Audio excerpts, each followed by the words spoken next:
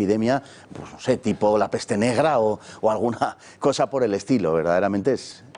Mira, yo creo que pocas cosas más se podrían hacer que dejarnos encerrados en casa sin poder salir. Es decir, en este momento la situación está en un punto en donde a la gente hay que volver a repetirle, si me lo permites, que se están mezclando los datos, que nos están confundiendo, que cada vez que se dice contagio no se dice enfermo, porque no tiene nada que ver los contagiados con los enfermos. Y cuando nos muestran las gráficas esas tan espectaculares, que empiezas arriba y dice, aquí estábamos en el mes de mayo, y hace la U y ahora estamos aquí, es mentira. Aquí en mayo estábamos en enfermos a los que se les había hecho el test de la PCR y aquí estamos en gente que no está enferma, simplemente a la que pasaba por ahí y o por circunstancias o por la razón que sea le han hecho un test y dado PCR y ni siquiera ese test define si esa persona está enferma.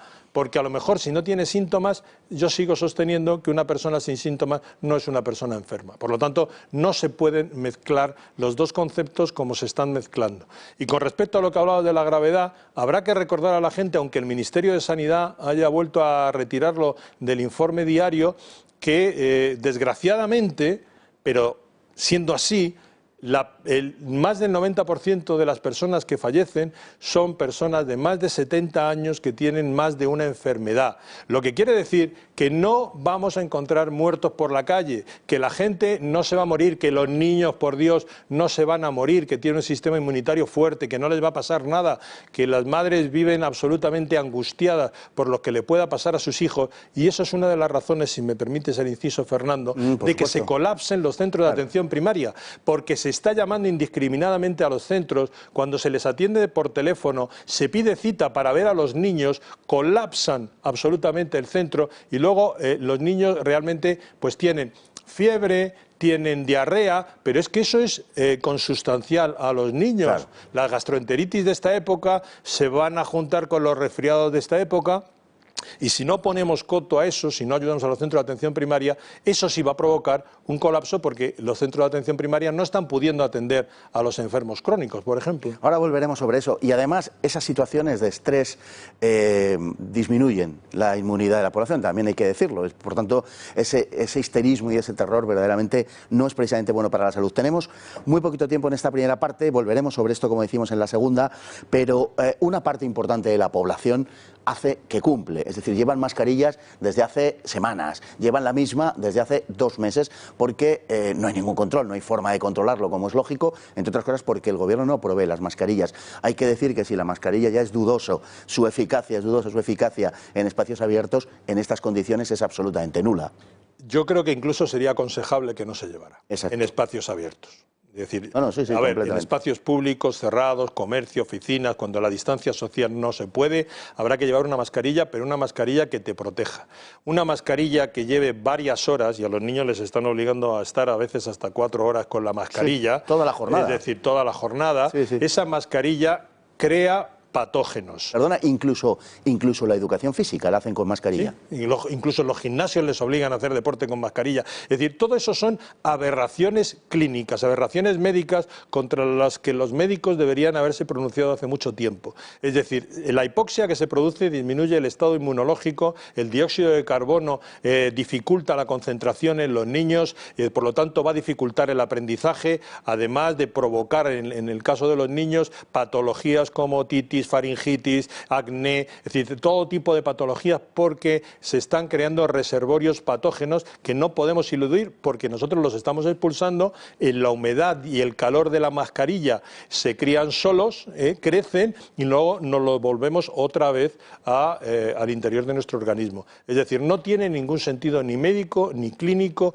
utilizar las mascarillas tantas horas sin cambiarlas y desde luego si no hay ayuda económica para las familias, pues es evidente que se está produciendo la situación de que la gente va por la calle con mascarillas de toda la vida. Es inevitable y seguramente esto se produzca por millones, pero en fin, como digo, si no hay ayuda del gobierno y lo tiene que costear cada uno, pues esto termina por ser inevitable. Nos vamos ahora a publicidad, volvemos inmediatamente, vuelvan también ustedes porque vamos a hablarles en la segunda parte de muchas más cuestiones relacionadas con esto y entre otras de las PCR.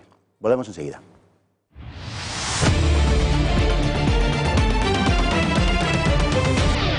Ya de vuelta de publicidad, como les decíamos, vamos a tratar una serie de aspectos relacionados con la pandemia, entre otros toda la cuestión de las PCR, las autopsias y muchas otras cosas que los medios generalistas no suelen tratar por las razones que fueren.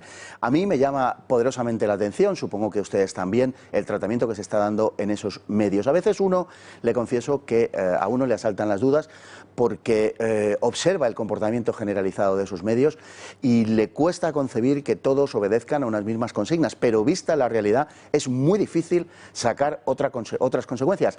Vamos a ver el vídeo a continuación, vamos a ver unas imágenes a continuación acerca de lo que les estamos diciendo y de todo lo que los medios de comunicación o ocultan o no nos están contando. Desde el primer momento, la actitud del gobierno no pudo ser más perjudicial para el conjunto del pueblo español.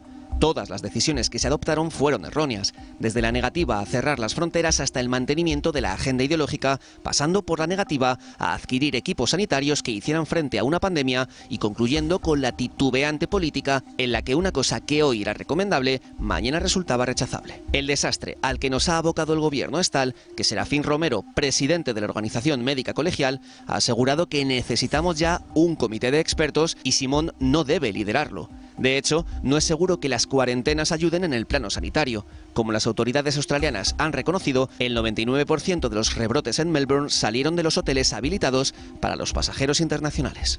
Por otro lado, tenemos la cuestión de los test PCR, en los que se depositaron muchas esperanzas, pero cuya fiabilidad ha sido ampliamente cuestionada.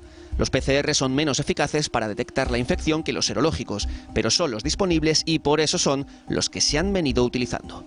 En el test serológico puede determinarse a través de los anticuerpos si una persona ha pasado o no la enfermedad, mientras que los PCR han dado positivo en muy diversos animales e incluso en pruebas efectuadas en aguas residuales recogidas en marzo de 2019. Igualmente, se acaba de publicar que podrían estar dando positivos por sensibilidad a infecciones anteriores. El test puede dar positivo en otros virus y hasta en bacterias. Incluso si el positivo es real, eso no significa que la persona esté enferma. Por tanto, las cifras de contagiados y de fallecidos no son fiables, ya que no es lo mismo morir con COVID-19 que morir por COVID-19. Sin duda, una parte de la sobremortalidad acaecida entre los meses de febrero y mayo es debida al hecho de que toda la atención sanitaria se dedicó a la pandemia y, en consecuencia, dejaron de atenderse otras urgencias en no pocos casos más graves que el propio coronavirus. Así, en la tercera semana de septiembre se ha hecho público que los fallecidos a causa de dolencias cardíacas han duplicado su número durante el confinamiento. El hecho de que no se hayan hecho pruebas fiables y de que no se hayan practicado autopsias nos está privando de conocer la cantidad real de fallecidos a causa del coronavirus. Ya nunca podremos saberlo. Las autopsias a los cadáveres podrían haber sido de una enorme ayuda para conocer qué es realmente lo que ha sucedido. Pero a los cadáveres con COVID-19 se les aplicó el protocolo de los cadáveres radioactivos y no el de las personas fallecidas por enfermedad infectocontagiosa. Curioso. De hecho, el doctor Klaus Puschel, forense del Hospital Universitario de Hamburgo, un hospital que ha hecho autopsias de los fallecidos desde el comienzo de la pandemia, ha determinado que todos los fallecidos en esa ciudad alemana tenían al menos una enfermedad previa, con frecuencias varias, y que el 80% padecía específicamente de alguna dolencia cardíaca. La edad media de los cadáveres era de 80 años, que es la edad media de esperanza de vida, y no se ha encontrado ningún niño fallecido. El doctor Puschel ha señalado que, de acuerdo a su experiencia tras las autopsias, la población sana no tiene nada que temer que no deba temer de otras enfermedades. El COVID-19 sería, pues, peligroso para personas con enfermedades previas y con sistemas inmunológicos deficientes, como cualquier otra enfermedad viral, añade. De sus palabras y de otras muchas, así como de los hechos que vamos conociendo, no se sigue una justificación de confinamiento de la población, y ni siquiera, como se ha dicho, de la obligación de llevar mascarillas en espacios abiertos. ¿Cómo tomarse en serio las recomendaciones de una comisión de expertos que jamás existió? Comencemos por el principio. No tenemos demasiado tiempo, pero vamos a ver, el confinamiento tal y como se ha aplicado en España no se ha aplicado en ningún otro sitio de Europa, de la forma generalizada en la que se ha aplicado en España, de una forma tan cerrada, encerrando a los ciudadanos en vez de aislar el país y manteniéndolo hasta una fecha tan tardía. Tú lo has dicho, es decir, en ninguna parte se ha aplicado y no tiene ningún sentido, no tiene ninguna justificación y algún día nos enteraremos de a qué ha obedecido, si es que hay alguna razón. Evidentemente, como no había comité de expertos, hay que pensar que todas las decisiones se tomaron desde el ministerio correspondiente, y el ministerio correspondiente, evidentemente, es un ministerio político. Entonces habrá que ver cómo casan las políticas generales con lo que está ocurriendo a nivel sanitario. Hay un asunto que es el de las autopsias, que durante la parte más dura y complicada del confinamiento, de la pandemia, durante los meses de marzo, abril, no se hicieron prácticamente, por lo cual jamás sabremos realmente de qué han muerto decenas de miles de personas. No se va a saber. Es decir, el caos de datos de 17 comunidades diferentes, a la que se añade que el protocolo de la OMS que se nos impuso decía que en los cadáveres que se identificaban como COVID no se les debía hacer autopsias, hace imposible, pero muchísimas cosas. Hace imposible siquiera, por ejemplo, saber en este momento en la UCI quién está con COVID porque el protocolo le ha dado COVID, aunque fuera víctima de un accidente de tráfico, o quién está con COVID porque ha entrado por una neumonía. Es decir, no hay datos separados, no hay datos sesgados, son 17 conjuntos de datos que cada uno da como quiere, y el gran problema de este país es que no ha habido un protocolo para nada. Es decir, ni para las cifras de muertos, ni para las autopsias, ni a cómo se tenían que hacer los PCR, que ahora te parece entramos, ni los pacientes de cómo se están hospitalizando. Ni siquiera sabemos si la gente que se nos presenta cada día en los telediarios con un sentido terrorífico de muertos diarios son muertos que pertenecen a la primera ola porque enfermaron en mayo, han estado en la UCI y han fallecido ahora, o son muertos porque entraron muertos ayer. Es decir, es que ni siquiera sabemos eso. Una pregunta que yo creo que es muy inmediata. Nos están diciendo que haber pasado la enfermedad no inmuniza. Y claro, inmediatamente uno se tiene que preguntar, entonces, ¿para qué la vacuna? A ver, el tema de la vacuna lleva para muchos minutos, Fernando. Sí, es amplísimo. Pero es en referencia a la reinfección no se sabe. Es decir, en este momento no hay constancia científica de que no exista una inmunología de base más allá de los anticuerpos que permita al individuo defenderse. Ahora nos cuentan con que el virus va a mutar, y si es otro virus, pues a lo mejor evidentemente nos hemos inmunizado contra el A y entonces viene el virus B y entonces nos podemos volver a contagiar. Pero ese mismo argumento, como tú decías, puede servir para una vacuna realmente prescindible, porque tampoco sabemos ahora la vacuna que se supone que están haciendo, ¿con qué virus la están haciendo? Bueno, eso... ¿Con el virus de mayo? ¿Con el virus de abril? ¿Con el virus de septiembre? Más de 1 millar de profesionales de la salud han firmado un manifiesto muy duro. Se agrupan en torno a lo que se llama United Health Professionals y han calificado al COVID-19 como la mayor estafa sanitaria del siglo XXI, que ha servido para tomar medidas, dicen, desproporcionadas, demenciales y dictatoriales. En absoluto niegan el virus, no niegan en absoluto la existencia del virus, sino que denuncian la desproporción con que se está tratando todo este asunto. Y llama también la atención, otra vez, el silencio de los medios acerca de esto. Sí, bueno, este tipo de manifiestos no van a salir, como no han salido, digamos, en los grandes medios, todo lo que los médicos por la verdad, los psicólogos por la verdad han intentado decir, con más o menos acierto. No ha habido debate, y ese es el problema. Entonces, cuando no hay debate, es imposible que no nos impongan una verdad. Lo que ellos dicen es simplemente, no es cierto que no hubiera habido antes epidemias, porque hemos tenido la de la gripe, no es cierto que no haya habido virus más peligroso, porque hemos tenido el de la gripe, y por lo tanto no se justifica ninguna de las medidas coercitivas que se han estado imponiendo, porque el virus es benigno. Más del 90% de la población sobrevive sin ningún problema, incluido niños y mujeres embarazadas. Por lo tanto, sostienen, y yo creo que con acierto, que detrás de todo esto, de esta crisis sanitaria, se han movido otro tipo de intereses en los que, a lo mejor provocados o aprovechando la existencia del virus, nos hemos enredado todos y ahora es dificilísimo buscar una salida. Bueno, estos profesionales insisten en que la letalidad del virus son cosas que parecen que son absolutamente reales, ¿no? La letalidad del virus entre la población sana es muy baja, el 87% de la población mundial que ha muerto es mayor de 70 años y su capacidad de contagio, siendo medio alta, digamos, es, por ejemplo, inferior a la del sarampión. Sí, claro, es inferior al de sarampión y desde luego está en los límites de cualquier epidemia de gripe que hemos sufrido. Es decir, las tasas de letalidad de la temporada 16-17, 17-18, 18-19 del virus de la gripe fue superior a la tasa de letalidad, que es lo que marca la realidad de la gravedad de un virus como el que en este momento tenemos. Es decir, siempre hay algo más. Yo creo que, igual que al principio decíamos que tenía que dar una tesis bien clara, que es que los contagiados no son enfermos, en esta segunda parte yo le pediría al público que se quedara con una cuestión, sobre todo. Es decir, la directora científica de la OMS acaba de declarar: no saldremos de la pandemia hasta el año 22, no saldremos de la pandemia hasta que el 70% de la población quede inmunizada. Ahora, quedar inmunizado es quedar contagiado. Es decir, si no nos contagiamos, no nos inmunizamos.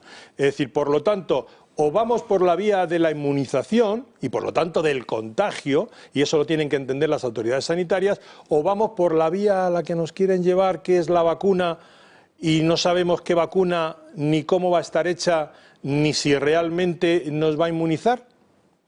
En su opinión, ¿hay alguna otra solución real más allá de la inmunidad de rebaño, apartando y protegiendo especialmente, como es lógico y natural, a los grupos de riesgo, ancianos y gente con patologías más o menos severas? Sí, sí la hay. Es decir, en este país se han olvidado de un elemento fundamental y es cuidar la inmunidad natural. Claro. Es decir, hay prevención posible. Y lo han demostrado distintos grupos de investigadores en España, por ejemplo, trabajando con suero ozonizado en la Paloma de Madrid, o por ejemplo, trabajando con ozono en el Hospital de Ibiza, donde se ha demostrado la recuperación rápida de los pacientes y disminuyendo la hospitalización. Tenemos la vitamina C. El propio Anthony Fauci, que es el gran patrón de todo este invento, ha declarado con todo el desparpajo que él toma vitamina D todos los días para protegerse, y que la vitamina C, pues 2 gramos diarios a la gente le vendría muy bien como preventivo. ¿Le hemos escuchado a algún médico en este país hablar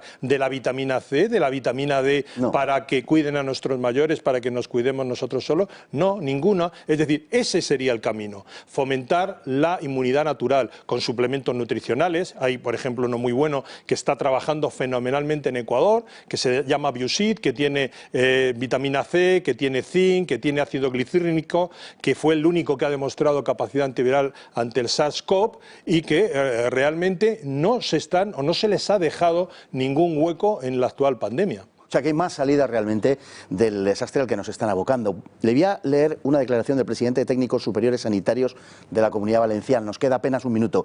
Dice: los rastreos demuestran que los asintomáticos en la práctica no están contagiados.